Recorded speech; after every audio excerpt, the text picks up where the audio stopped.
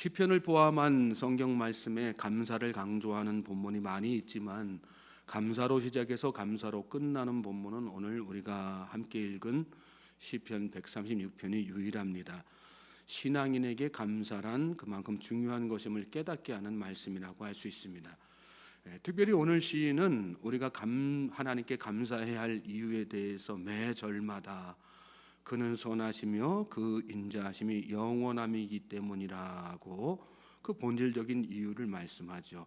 1절부터 4절 말씀 보시면 여호와께 감사하라 그는 선하시며 그 인자하심이 영원함이로다. 신들 중에 뛰어난 하나님께 감사하라 그 인자하심이 영원함이로다. 주들 중에 뛰어난 주께 감사하라 그 인자하심이 영원함이로다. 홀로 큰 기이한 일들을 행하시는 이에게 감사하라 그 인자하심이 영원함이로다. 여기 이렇게 1절부터 4절뿐만 아니라 매 절마다 그는 선하시며 그 인자하심이 영원함이로다 이렇게 반복이 됩니다. 선하심이란 히브리어로 토부, 상황에 따라 변하지 않고 한결같이 좋다는 뜻입니다. 인자하심은 헤세드, 은혜와 자비를 말하는 것이지요. 그렇습니다. 하나님은 한결같이 변함없는 모습으로 인자와 긍휼과 자비를 베풀어 주시는 좋은 분이시기 때문에 그 하나님이 내 삶에 행하시는 모든 것에 감사하며 사는 것이 신앙인의 마땅한 본분인 것입니다. 하나님이 아무리 뛰어나다고 할지라도 하나님이 아무리 크고 기이한 일을 행하실지라도 오늘 나를 향해서 그 능력을 사용하시지 않으시고 또 한결같은 모습이 아니시고 또 은혜와 자비로 하지 않으신다면 우리가 뭐 그리 하나님께 감사할 일들이 있겠어요? 감사할 일 많지 않죠. 그런데 하나님은 그렇지 않으시기 때문에 항상 한결같은 모습으로 변함없이 우리에게 은혜와 자비를 베풀어 주시는 분이시기 때문에 우리가 감사할 수 있는 것입니다. 또 이 말씀을 바꾸어서 생각하면 우리가 감사하며 살 때 선하신 하나님의 은혜와 자비가 우리 삶에 영원토록 계속된다는 그런 뜻이기도 합니다. 오늘 여러분의 삶에 하나님의 은혜와 자비가 영원토록 임하기를 소원하십니까? 영원토록 감사하는 믿음의 성도들 되시길 바랍니다. 어떻게 우리가 영원토록 감사하며 살 수 있을까요? 매 순간 감사의 마음이 들 때마다 미루지 말고 감사하면서 살면 됩니다. 감사하는 마음이 들 때마다 미루지 말고 그 즉시 감사하면서 살다 보면 그 시간들이 연속되어져서 영원토록 감사하는 사람이 되는 것이고 하나님은 그런 사람에게 내가 감사한 것 이상의 복을 주시는 것입니다. 대표적으로 누가복음 17장에 나오는 나병 환자가 그런 사람이었죠. 10명 모두 고침을 받았습니다. 그런데 그 중에 단 한 사람 사마리아 사람만 돌아와서 예수님께 감사합니다. 예수님은 물으셨어요. 누가복음 17장 17절로 18절에 예수께서 대답하여 이르시되 10사람이 다 깨끗함을 받지 아니하였느냐 그 9은 어디 있느냐 이 이방인 외에는 하나님께 영광을 돌리러 돌아온 자가 없느냐. 하나님은 예수님은 또 그렇게 그 말씀을 하시고 나서 감사로 돌아온 그 사마리아인을 특별히 축복하시는 것을 볼 수 있어요. 누가복음 이어지는 17장 19절 말씀에 그에게 이르시되 가라 내 믿음이 너를 구원하였느니라 하시더라. 내 믿음이란 뭘까요? 내 감사죠. 감사가 너를 살렸다는, 감사가 너를 구원했다는 그런 말씀이죠. 9명 모두 사실은 감사하는 마음이 있었을 거예요. 그런데 즉시 감사한 사람은 그 즉시 자신의 감사하는 마음을 돌아와서 표현한 사람은 이 이방인 한 사람이었고요. 또 주님은 그런 이방인에게 특별한 나머지 9사람이 받은 은혜와는 별개로 특별한 은혜를 베풀어 주시는 것을 말씀 가운데서 보게 되는 거죠. 중요한 것이 감사의 시점이라는 거예요. 감사를 느끼는 순간 바로 지금 감사하다고 표현하는 거. 그런 마음으로 하나님 앞에 감사하며 살 때 우리의 삶 가운데 감사가 영원토록 계속될 수 있는 것이죠. 주님은 오늘 이 새벽에 우리에게도 물으세요. 너희가 다 깨끗함을 받지 않았느냐? 그런데 왜 지금 감사하면서 살고 있지 않느냐? 저는 저와 여러분에게 향한 이 주님의 질문이 우리 마음속의 신비에 깊숙이 새겨지기를 주님의 이름으로 소망하고 축복합니다. 그래서 이 하루도 또 앞으로의 날들도 계속해서 감사하는 마음이 생길 때마다 그 즉시 하나님 앞에 감사함으로 나아가는 그런 우리 믿음의 성도님 되시길 바랍니다. 스탠디라고 하는 사회학자가 있는데요, 요즘 시대에 대해서 분석하면서 요즘 이 시대는 암보다 더 무서운 질병을 앓고 있다. 그것은 곧 감사 불감증이라는 이름의 병이다. 그런 말을 했습니다. 많은 것을 생각하게 만드는 그런 이야기 아니겠습니까? 그렇습니다. 요즘 우리가 사는 시대는 불과 3, 40년 전과 비교해봐도 그 질에 있어서 확연히 차이가 납니다. 제가 어렸을 때는요, 학교에서 호구조사라는 걸 했는데 집에 라디오가 있는지 냉장고가 있는지 텔레비전이 있는지 자동차라는 질문은 자동차가 있느냐는 질문은 그때는 하지도 않았어요. 왜요? 자동차 있는 집안이 뭐 손에 꼽힐 정도로 손에 꼽을 수도 없을 정도로 희박했기 때문이죠. 30년 전에 마른 사람이 너무나도 많아가지고요, 오죽하면 배가 나온 사람을 배사장이라고, 배씨라서 배사장이 아니라 배가 나온 사람 배사장이라고 그러면서 막 부러워하고 막 치켜세우고 그랬단 말이죠. 근데 지금은 배 나온 사람 어떻게 해요? 부러워하지 않지 않습니까? 우리가 따지고 보면요, 조선시대 정승판서보다도 더 좋은 집, 더 좋은 환경에서 살아가고 있어요. 옛날에는 정승집도요, 아궁이에다 다 장작돼 가지고 방을 아랫목을 덮여서 그렇게 살았단 말이죠. 그런데 지금은 집집마다 보일러 다 틀어놓고 한겨울에도 봄날처럼 지내고 있지 않습니까? 찬송 작사한 분들 중에 우리가 잘 아는 환희 크로스비 여사가 있죠.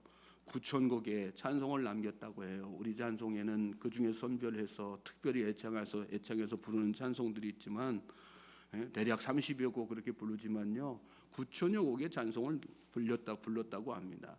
나의 갈 길 다 가도록 예수 인도하시니 대표적인 곡 아니겠어요? 이분이 생후 6주 만에 의사의 실수로 시각장애인이 됐습니다. 얼마나 불편하고 불행했겠어요? 그런데 그가 92세 생일날 이렇게 얘기했어요. 이 세상에서 나보다 행복한 사람이 있으면 나와보라 하시오. 어떻게 가능했을까요? 8살 때 빌립보서 4장 4절 말씀에 은혜 받고 결심했다는 거예요. 어떤 상황, 어떤 일이 있어도 내가 하나님 앞에 기뻐하고 감사하리라. 8살 나이에. 저는 저와 여러분에게 그런 결단이 있게 되길 바랍니다. 18세기 영국의 시인 조지 허버트는 이런 시를 썼어요. 하나님은 내게 너무 많은 것을 주셨습니다. 이제 한 가지만 더 주시면 됩니다. 그것이 무엇이냐면 감사하는 마음입니다. 저는 저와 여러분의 기도가 그런 기도가 되길 바랍니다. 하나님, 생각해 보니 제게 너무나 많은 것을 주셨습니다. 근데 단 한 가지 제게 부족한 게 있습니다. 그것이 하나님께 매 순간 감사하는 마음입니다. 그러니 저에게 그 감사하는 마음을 주십시오. 하나님은 그러면 어떤 사람에게 감사하는 마음을 특별히 주실까요? 그렇게 감사함으로 감사할 마음을 달라고 하나님 앞에 갈망하는 마음을 가지고요, 날마다 삶 가운데에서 실제적으로 감사하는 것을 찾아서 감사하는 사람에게 그 감사하는 마음을 또 주시는 거예요. 오늘 말씀 이어지는 말씀 보면 시인은 5절부터 시작해서 쭉 이어지는 24절까지 구구절절 세상 만물을 창조하신 하나님으로부터 시작해서 그 만물 아래 깃들여져 있는 하나님의 그 선하심과 인자하심, 그리고 그 인자하심과 선하심을 바탕으로 해서 이스라엘을 구원하시는 일들, 나아가 현재의 비천함 속에서 또 나를 기억해 주시고 은혜 베풀어 주시는 것에 대해서 감사하는 것을 절절마다 다 이렇게 새벽 시니까 아니니까 우리가 긴 말씀 읽지 못하지만요, 여러분 집에서라도 한번 따로 이 말씀을, 이 부분을 딱 일일이 좀 한번 읽어가면서 찬찬히 시인이 어떤 마음으로 지금 이 하나님 앞에 감사하고 있는가를 한번 생각하면서 나도 이 시인처럼 정말 구구절절 하나님께 감사하는 마음 가지고 살아야 되겠다, 그런 결단과 의지를 가지시기 바랍니다. 하나님은 이처럼 매 순간 감사할 것들을 헤아리는 사람에게 감사하는 마음을 충만하게 부어주시고요, 삶 가운데 그렇게 감사하며 살 수 있도록 인도해 주시는 것입니다. 한동안 한국교회에 감사일기 열풍이 일어났었죠. 지금도 여전히 감사일기를 쓰는 분들이 계시지만요, 중요한 것은 한순간의 바람으로 끝나는 것이 아니라 지속적인 삶이 되어야 된다는 것입니다. 우리가 찬송 오늘도 불렀지만요, 하늘을 두루마리 삼고 바다를 먹물 삼아도 그 크신 하나님의 사랑 다 기록할 수 없는, 적어보면 헤아려 보면 감사할 것이 너무 많아서 영원토록 써도 다 쓸 수가 없는 것, 그것이 하나님께서 우리에게 베풀어 주신 그 영원하신 선하심과 인자하심의 은혜라고 하는 사실을 우리가 잘 깨닫고, 그래서 날마다 헤아리면서 하나님 앞에 영원토록 감사하는 그 삶을 살 수 있게 되기를 주님의 이름으로 소망하고 축복합니다. 여러분, 우리가 그렇게 감사하면요, 감사의 효력이 우리 삶에 반드시 나타나게 되어 있습니다. 그것을 하나님의 축복이라고 하는 거 아니겠어요? 25절 특별히 말씀 보시면 이런 말씀이 나와요. 모든 육체에게 먹을 것을 주신 이에게 감사하라. 그 인자하심이 영원함이로다. 먹을 것을 주신 이에게 감사하라, 이렇게 말씀했는데, 여러분, 이 말씀 제가 이렇게 묵상하면서 그런 은혜를 깨달았어요. 그래, 감사의 효력이 가장 빨리, 가장 정확하게 나타날 때가 바로 식사할 때가 아닐까. 여러분, 밥상 앞에서 반찬 투정, 밥 투정하고 불평 원망 근심해 보세요. 악기발이 기름 잘잘 흐르는 밥이라도 금방 해올린 뜨거운 김이 무럭무럭 나는 밥이라도요, 모래알 씹는 것 같죠. 아무리 영양 많고 좋은 음식이라도 여러분, 그게 살로 갑니까? 금방 얹혀서 체하고요, 탈이 나고 말죠. 그런데 감사하면서 즐거운 마음으로 식사해 보십시오. 돌을 씹어 삼켜도 소화가 돼요. 밥을 하는 사람도 기분 좋아져서 반찬 한 가지라도 더 하게 되는 거고요. 밥하는 게 노동으로 여겨지지 않고 즐거움이 되는 거죠. 그러므로 먹을 것 주신 하나님께 감사하면 감사의 효력이 그 즉시 나타나서 행복한 가정, 즐거운 가정, 화목한 가정, 복된 가정을 이루게 되는 것입니다. 오늘부터 실천해 보시기 바랍니다. 여러분, 삶 가운데에서 실천해 보세요. 하나님, 오늘도 일용할 양식 주시고 먹을 것 허락해 주셔서 감사합니다.